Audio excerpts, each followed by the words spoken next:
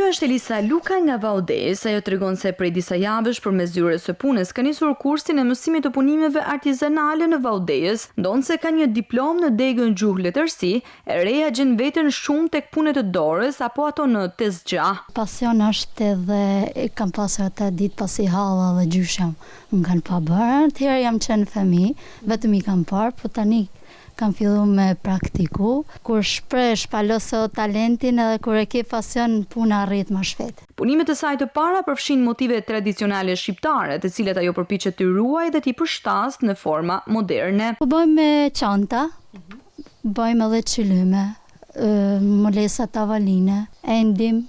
Përqeset të gjitha të bëm me dorë. E reja nga Vaudès ka dhe plane për të ardhmen. Ajo synon që një ditë të hap punishtën e saj artizanale, ku jo vetëm të krijojë, por edhe të ndajë njohuritë të tjerë që duan të mësojnë këtë zanat. Për momentin jam kursante, më pëlqen në të ardhmen që të hapi biznes, por fal mësueses Milias, kena arrit me mësu shumë shpejt. Rrugtimi i Elisës është një shembull i bukur se si pasioni dhe përkushtimi mund t'i mbajnë gjallë traditat, duke i përcjell ato brez pas brezi e duke i dhënë një frymë të re artizanatit shqiptar.